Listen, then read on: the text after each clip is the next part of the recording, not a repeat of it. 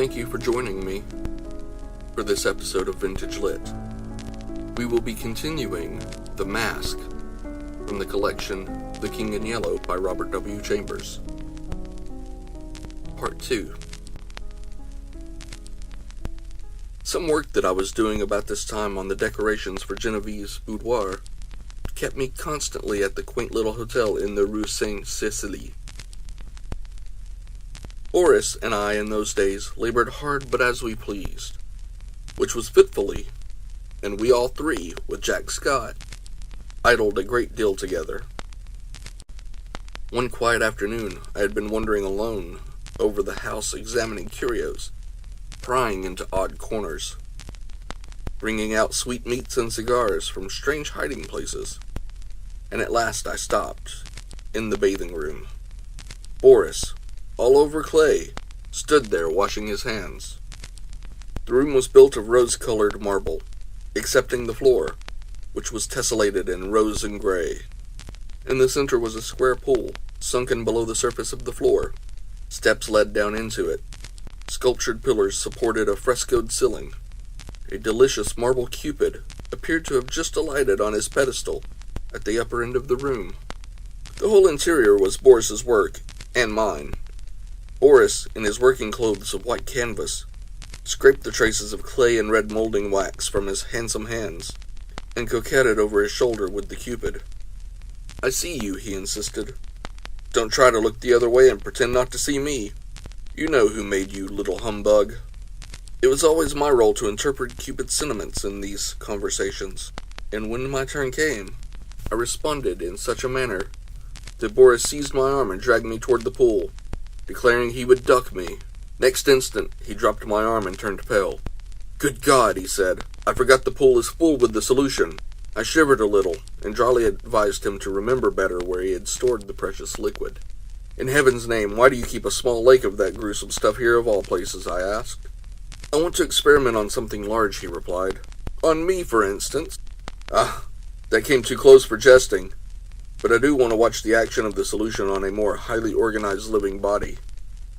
"There is that big white rabbit," he said, following me into the studio. Jack Scott, wearing a paint-stained jacket, came wandering in, appropriated all the oriental sweetmeats he could lay his hands on, looted the cigarette case, and finally he and Boris disappeared together to visit the Luxembourg Gallery, where a new silver bronze by Rodin and a landscape of Monet's were claiming the exclusive attention of artistic France. I went back to the studio and resumed my work. It was a Renaissance screen, which Boris wanted me to paint for Genevieve's boudoir, but the small boy who was unwillingly dawdling through the series of poses for it today refused all bribes to be good. He never rested an instant in the same position, and inside of 5 minutes, I had as many different outlines of the little beggar. "Are you posing, or are you executing a song and dance, my friend?" I inquired. "Whichever monsieur pleases," he replied with an angelic smile.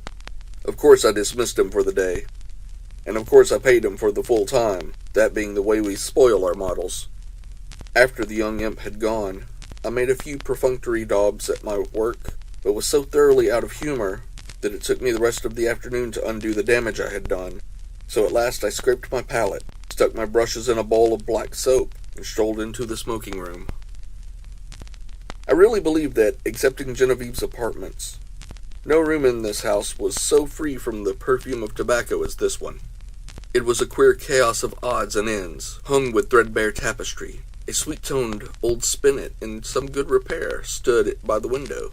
There were stands of weapons, some old and dull, others bright and modern, festoons of Indian and Turkish armor over the mantel, 2 or 3 good pictures, and a pipe rack. It was here that we used to come for new sensations in smoking. I doubt if any type of pipe ever existed which was not represented in that rack. When we had selected one, we immediately carried it somewhere else and smoked it. For the place was, on the whole, more gloomy and less inviting than any in the house. But this afternoon, the twilight was very soothing. The rugs and skins on the floor looked brown and soft and drowsy. The big couch was piled with cushions. I found my pipe and curled up there for an unaccustomed smoke in the smoking room. I had chosen one with a long, flexible stem, and lighting it fell to dreaming. After a while it went out, but I did not stir. I dreamed on, and presently fell to sleep. I awoke to the saddest music I had ever heard. The room was quite dark. I had no idea what time it was. A ray of moonlight silvered one edge of the old spinet, and the polished wood seemed to exhale the sounds as perfume floats above a box of sandalwood. Someone rose in the darkness, and came away weeping quietly, and I was fool enough to cry out, "Genevieve!" She dropped at my voice, and I had time to curse myself while I made a light, and tried to raise her from the floor. She shrank away with a murmur of pain.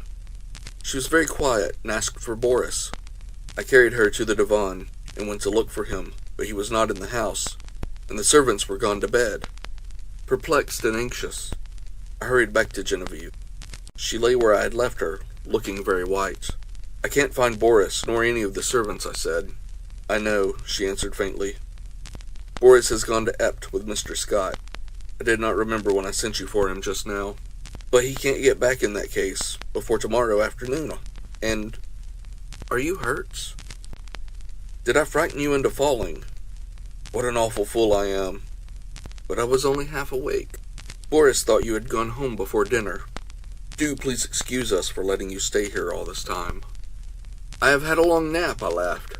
"So sound that I did not know whether I was still asleep or not when I found myself staring at a figure that was moving toward me, and called out your name. Have you been trying the old spinet?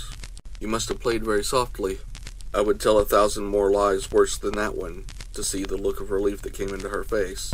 She smiled adorably, and said in her natural voice, "Alec, I tripped on that wolf's head, and I think my ankle is sprained. Please call Marie and then go home." I did as she bade me, and left her there when the maid came in. Thank you for joining me for part 2 of The Mask. If you like this story, please leave a like on the video. If you would like to hear more stories like this one, please subscribe to the channel. And if you have any suggestions of what I should read next, leave a comment down below. Thank you.